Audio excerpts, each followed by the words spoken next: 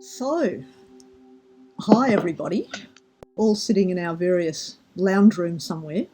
I really want to welcome you to this gathering of all of you and Shannon Harvey, who's made this marvellous film. And Jules Harvey is not right here, but he's also been involved. I want to thank them both so much for inviting me into this process. And delighted to have Shannon here to, ask about her journey. You may well have questions for her, and we've thought of some of them that you might be musing on, and we're so lucky to have her here to respond. And also Pamela Lovell. Pamela's a dear friend and colleague and senior MBSR teacher and colleague who's been a really important fellow traveller with me through the last 10 years or more, and also involved in MTI, in the shepherding of new MBSR teachers. So delighted to have Pamela here, who is going to be interviewing both Shannon and myself. So, and I thought we'd start with a short practice. So let's gather our seats, guys.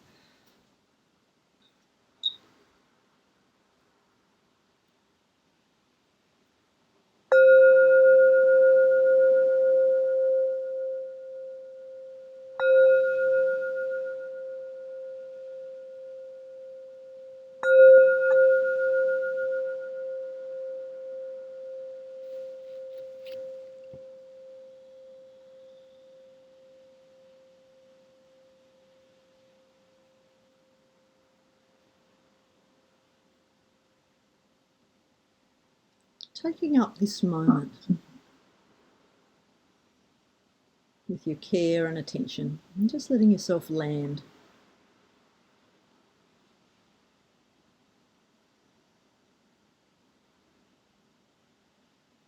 And you might want to orient to your physical space,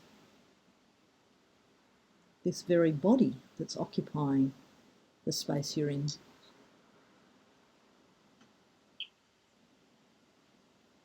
Feeling into your seat, all the sensations of having a body, being a body.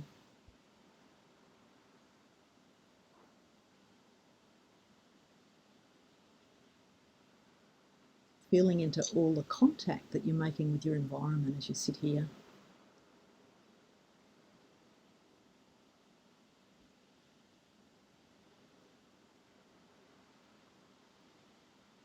Opening to the sounds of the space you're in.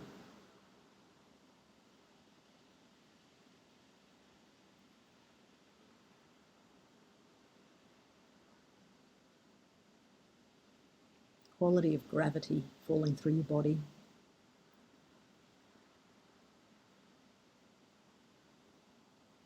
Through all the senses, the taste in your mouth right now. Any smells that you can sense.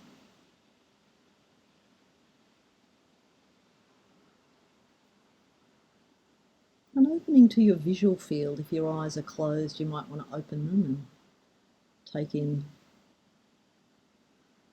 the environment you're in, the light, the shapes, the colours, but also, of course, this computer screen with these faces on them.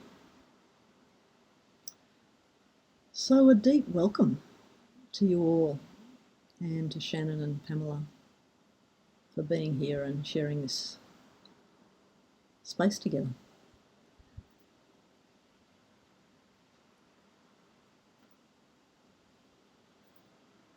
So I'll hand over to you, Pamela, to lead us off into some inquiry.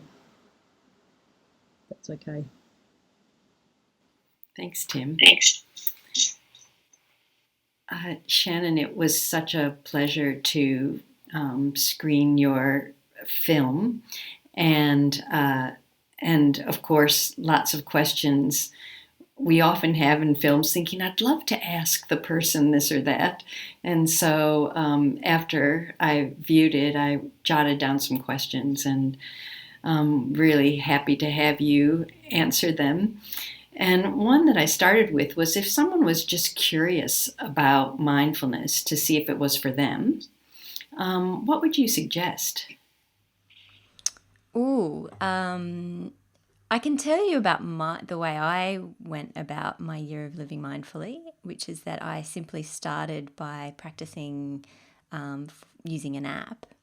But then it became really apparent to me that I needed guidance from a real person.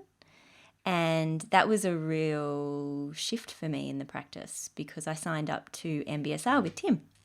And it was really transformational being part of a group and being led by a real person. So I think I would suggest maybe, I can only say what worked for me, but it certainly worked by sort of dipping my toe in the water, but then moving on to seek guidance from that kind of expert teacher guidance. Yeah. Yeah. Yeah, I mean, I think that's quite interesting to start with an app, and then you had a lot of curiosity and motivation. And so you kind of spread your wings on what was available to you. It's great that you were able to do a face to face with a teacher. What does your regular meditation practice look like now? So I meditate every day still. I still aim for 45 minutes a day, which is a time that began for me during the mindfulness based stress reduction with Tim. And the reason why, and I know that sounds like a lot to commit to for a daily practice, but there's a really good reason that the recommendation is to meditate for that period of time in MBSR, and I'm sure Tim could probably elaborate on that more. But for me, I just find that 45-minute time period actually is almost like a minimum now for me to. It's quite difficult to describe, but it's almost it's almost like I spend the first 20 minutes of my practice still, and I'm on day 611 now of my year of living mindfully. It still takes me at least 20 minutes to be able to really deeply settle into a practice, and even some days longer, and if at all, to settle in. And so I feel like that 45 minutes, and I don't always achieve it, but I feel like it's a really important commitment. Minimum plus a retreat every year. Yeah, I don't know if you want to elaborate on the time side of things, Tim. Yeah, that makes so much sense to me. And I think we can have such a kind of managerial relationship to our own mind and our own organism, as if, okay, this is meditation time, sit down, do this thing, suddenly, like a real assumption that we could be more in control of things than we are. And yeah, I think it just makes so much sense, and it really resonates with my experience that we sit down to do this thing, and what arises is the mind we have. It needs tending, it needs deep listening, it needs care. It doesn't need to be told it's not right, or it should be doing something different right now. I love what you're saying about permission for this mind to take its own time, and we make that relationship with it, and we give that time, and then yeah, and I think what you're saying too about that felt experience of dropping in or dropping down that people refer to, it's a palpable shift in awareness, in consciousness, that's so nourishing. And it can't be even pointed to, can it? Until you kind of know that thing, and it's cultivatable. You've cultivated it, Pamela's cultivated it, many of people listening here have cultivated it, and it takes a bit of time just for their whole organism to reorganise to spaciousness. So yeah, makes so much sense what you're saying.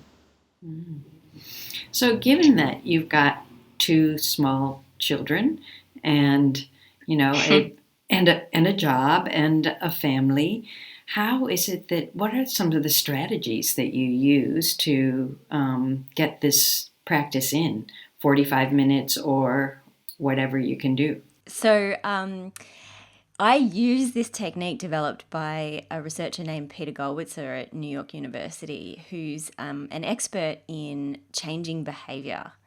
And it is really simple, but it's so effective. And it's called if-then planning. So the way it goes for me is that I make a commitment that I intend to meditate every day. So if it is first thing in the morning when my alarm goes off, then I will meditate. But the great thing about if-then planning is that it also encourages you to plan for all the things that might derail your good intentions. So with me, my children quite often get up before my alarm. And so my if-then planning technique goes, if my kids wake up and I'm unable to meditate, then I will meditate during my lunch break at work. If it's the weekend and I don't have a lunch break, then I will meditate when my 3-year-old son takes a nap in the afternoon. If I go all the way through to the end of the day and I still haven't found enough time to meditate, then I'll meditate before I go to bed. And this technique works really well for me because I'm not very good at routine. I don't enjoy doing things all the time at exactly the same moment and in the same place and in context, which all the habit change research shows is really important about context and regularity and repetition.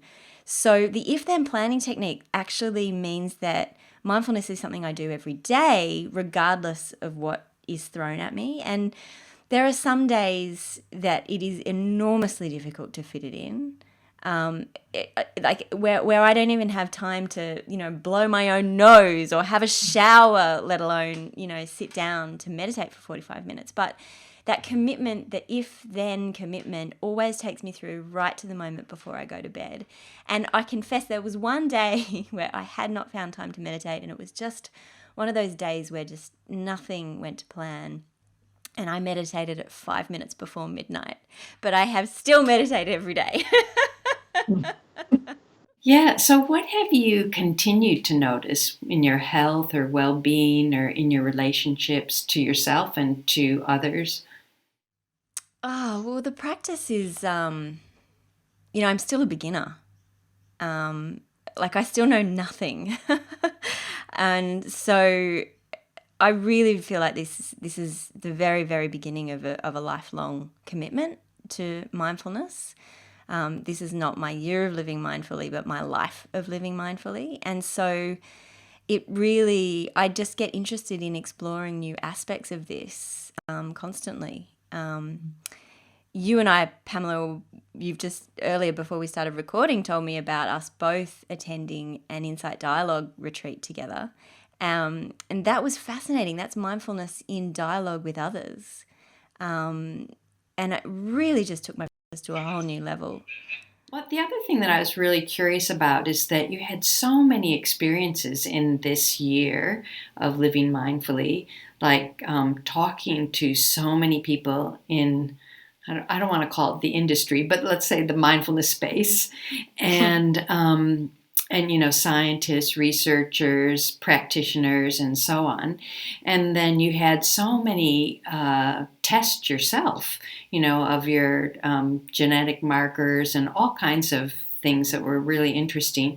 And then you did the MBSR course and did the retreat as well. And I was just wondering if in the MBSR course, if in that experience, could you name what that particularly offered you in all of these other experiences? Is it easy to tease out?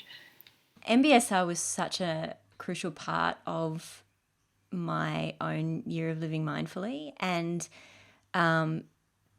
probably didn't really come across in the film explicitly, but the impact of coming together with another group of people, of coming together with my fellow sufferers, so to speak, of connecting with all these people who I would never normally interact with in my daily life, but yet we were all, we all shared this common thing, which was that we were seeking relief from our pain. And our pain was everything from addiction to depression to physical pain, relationship pain. There was just so much that brought us into that room. And to know that we were all just together on that journey was really quite profound.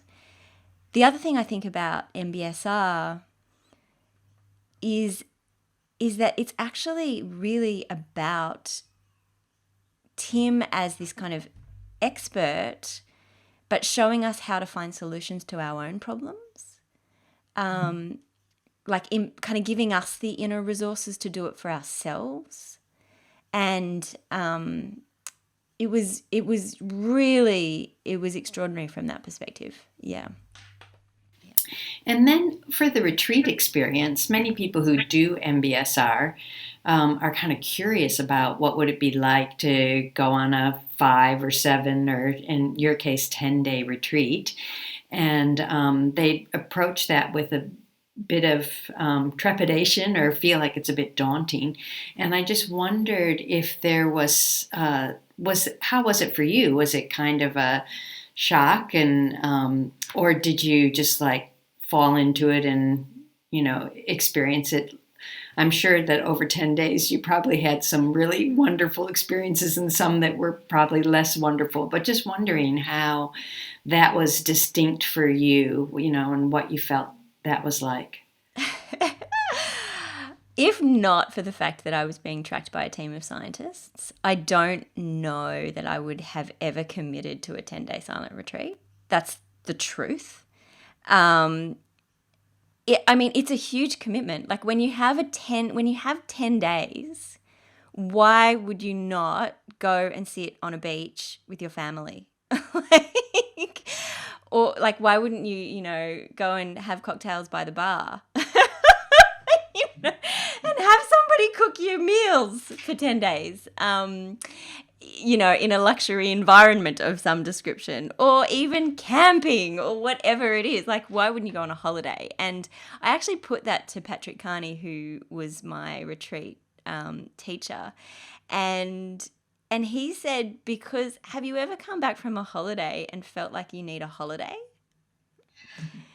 And when he said that, I was like, well, yeah, actually, quite often you can come back from a holiday feeling exhausted. And so that kind of got me intrigued and interested. And it really, the retreat experience now, I now am committed to doing a retreat at least once every year. And because it really was so transformational and so, it really was better than a holiday. As difficult as it was to find the time. Yeah. And Tim, do you have any follow-up questions for Shannon on that? The retreat thing. Yeah. I love your honesty about why the hell would you do that, and yeah, unless you had a real strong container, that was the journey you had to do, really. It can feel very daunting. I had a different experience. Like in my early 20s, I leapt straight into 10-day retreats, out of desperation and a sort of curiosity, I suppose. And it was very hard, I think. And yeah, I think Shannon's journey in terms of starting with an app and then deepening with MBSR, where you do learn how to, instead of making mindfulness something about getting a quick fix or immediately solving something, I think MBSR does open up one to be able to see that, this is about learning about the nature of being a person and this mind that we all share, this body that we, the terrain. It kind of opens you up to some curiosity. And yeah, I suppose also I feel like many people are daunted, like I won't be able to speak to someone, or I'll go mad, I'll go insane, I can't do without my cocktail or my computer, or, people have their imaginings about why it's going to be so tough. But most people find, even like the one day in MBSR, most people find, oh my God, they're very surprised at this kind of space, and it's often a very different journey than the one they've imagined. What they feel is going to be the deprivations aren't the main thing. It's actually might be the difficulty of facing your ruminatory mind, or, that you feel really selfish in the morning at breakfast. You want to eat all the stewed fruit and it's nearly out, or, all those kind of things. You really do meet things that are different to what you expected. And yeah, my experience from myself and others is that it's always interesting, it's always liberating, it's always opens up more space, and it's very rejuvenating. Oh, it's the best holiday. Yeah, that makes so much sense what Patrick said. Yeah. Yeah, that's great. Tim, you've been teaching MBSR for quite a while now, and I'm wondering if you felt Shannon's experience was pretty typical of many participants. She had a lot of insights um, and was able to express her experiences really well. Just wondered if you thought that was pretty typical of most participants. Yeah, in a way, I think it was. I mean, what Shannon brought in spades was curiosity and grit, that kind of determination, partly from this damn project she'd taken on, like she kind of had to go there. And like that shift from doing an app, a short practice every day, to really committing to the 45 minutes, that's huge for most people. And Shannon really took that up.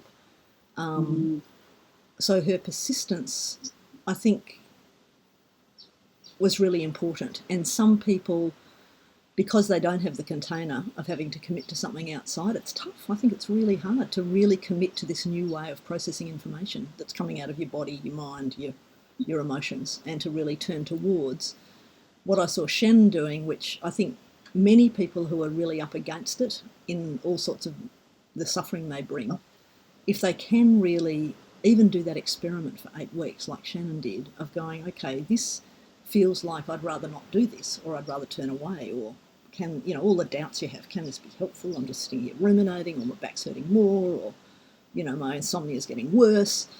To give yourself that experiment for 8 weeks and beyond, as Shannon's talking about, a whole lifetime of really trying this on. And yeah, so Shannon had that grit and persistence and courage, which many MBSR people bring. And she also had this beautiful containment of having to kind of do it. And I feel blessed as a mindfulness teacher, like I have to do it too, because it's my ethic to do it. So maybe I would have fallen off the wagon. There's something about a container, isn't there? And how do we, how do we find our way with that? But yeah, I think Shannon's experience, I mean, she was also very forthright in the obstacles, which was just beautiful. And she's articulate, so it was really even helpful to have her in the group, because she was articulate about her doubts and her, not shy about coming forward about all the irritating things about committing to 45 minutes. So it was great, it was great to have that energy in the room. So, Shannon, it's like just what Tim said about sort of being on the hot seat because you had this project, and, that was a great motivator. You don't have it anymore. And what advice would you give to a fellow participant if they they wouldn't have the same motivator? Ooh, good question. Without a whole army of scientists tracking your every move, how do you kind of keep the momentum going? It's definitely become intrinsic for me now, as opposed to extrinsic, in the sense that I don't have scientists who are prodding me to keep meditating.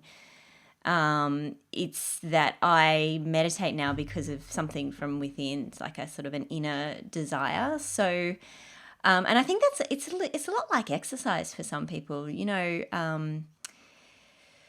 A lot of it's people can transform from being I'm not an exerciser, to suddenly being an exerciser, simply by finding the thing that is their thing. Simply by kind of creating the identity for themselves. It took me, I was having a lot of trouble, this is not regarding mindfulness, but getting into a regular movement activity, exercise activity. And I had an identity of myself as a yogi, and I practice, I'm a yogi. I'm not a gym junkie, I'm a yogi. And so I have a membership at a yoga studio, and yoga is my thing. And it's become really difficult with young kids being a yogi, because yoga classes happen at a particular time and place. And as a full-time working mum, it's really difficult to get to particular times and places. And so recently I've had an identity shift as somebody who goes to the gym and a gym junkie. And and I actually practice yoga at the gym.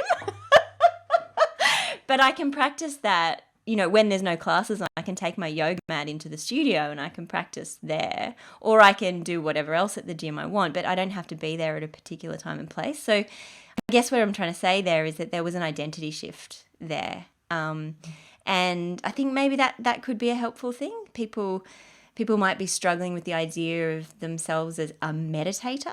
So they might like to explore what that means. Tim's probably a far more qualified person, though, to answer that than I am. Oh, interesting. What I see, I suppose, in myself, but also in people coming through the journey that you've travelled, Shannon, is there's something about a shift that occurs, I think, when you change from this mindfulness thing as being something that's going to help me in terms of a technique or even a method, maybe, like what's it going to give me. So that kind of relationship to it. So then any setbacks or any kind of, when it doesn't offer you that fix, then bugger it, I'll try something else. I'll try another thing that's going to help me better. And there's something in the way you've been talking today, which is this is a path now. It's a journey. It's your life. It's not a technique to fix you, or it's not an immediate thing like this. It's a much deeper engagement with every aspect of your life, and it involves probably ethics and, how do I want to live? How do I want to meet each moment, even if it's crappy, and hard. I'm not going to abandon this ship just because things are hard. Hardness is the nature of life. Difficulty is the nature of life. I think that's a turning, or that's a different relationship to it. And I hear you so fully on the path rather than being a thing you do to feel better. Yeah, can I just jump in on that? Because I remember when I first reached out to you and said, would you let me come and do this MBSR course? And we'll film it a little bit, and, and I'm a journalist and I want to see if mindfulness works. And I'm laughing now, with the benefit of hindsight. And I can remember this pause on the phone and you were like, what do you mean by does mindfulness work? Yeah. How far I've come in my thinking. Yeah.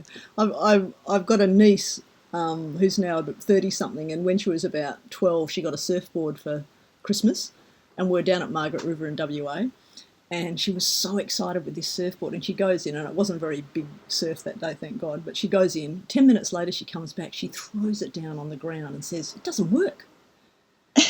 And I think that's often the attitude we have to mindfulness. Like, we do get an app and we're doing 10 minutes and it's just not working. My insomnia's not better, my pain's worse, So, yeah, it's a real mindset shift, isn't it, too? It's not about working or not working. Does breathing work? Does living work? Yeah. It's something to engage in rather than be solved. Yeah. And I love that John Kabat-Zinn quote, at first you do the practice and after a while the practice does you.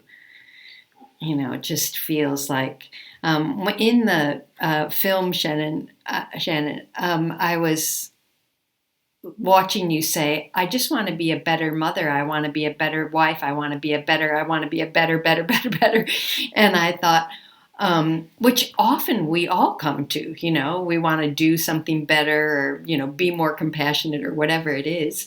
And in my mind, what I was thinking of saying to you is you just get more who you really are, which is all about you being, the most beautiful version of Shannon as possible.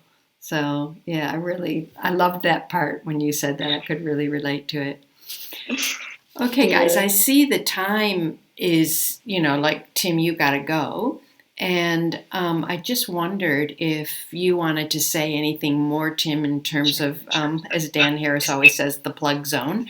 Do you want to do anything say anything more, or do you want me to ask that question about intentions or anything else? Yeah. In terms of the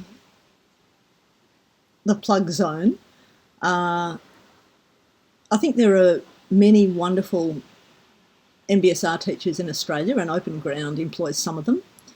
So there's lots of places and spaces in which to engage in more training in the way Shannon undertook. And I suppose the thing I'd like to say is just find someone, find a program that is evidence-based or has some depth to it, like will engage you over time in this way that we've been talking about, that, you know, something unpleasant comes and it's not a problem, actually, it's the point. So any container, which is a course, that will offer you that. And I think what Shannon said earlier about, you know, having a real teacher to commit to you over that time and inquire into your circumstances, what you're grappling with, really helps. So that would be, yeah, and I think, I mean, I love Openground. I love our gang of teachers. So that's a place to go. But there are many other really excellent MBSR, MBCT, MICBT. There's lots of these quality programs that are about 8 weeks long that really offer in-depth training of the kind that Shannon's gone through. And so do your research and, yeah, find a container that you can really practice in for that time and get the help. And Openground has really started to address, or is addressing, the COVID-19 sort of odd situation we're in right now. And yes. So also offering that online is available to anyone. Yeah, exactly. So, yeah, we're doing that. A lot of other teachers are doing that too, making, yeah, I mean, it's weird. Who would have thought? Like, this is the change too. You've got to respond. Like a few years ago, I was like, online, as if that's ever going to, you know, so interesting. And now we're having beautiful connection with people online and finding that flexibility. So who knew? Mm.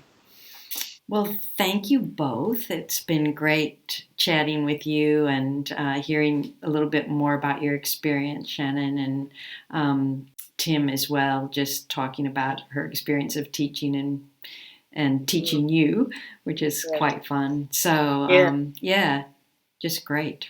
Thank you for this opportunity to speak with you both as well. And I just want to express my gratitude to you both as mindfulness teachers. I think you guys are really, really, really important in the world, and I think I'm just so glad that people like you, who have wisdom and who have decades of experience, are here to teach us. So I'm so grateful for what you offer, and I think that the world needs you guys more than ever at the moment. Yeah. Anything else, Kim? No, how about we just have a little moment of sitting together and I'll ring the bell and we can say goodbye. Okay. Thank you both.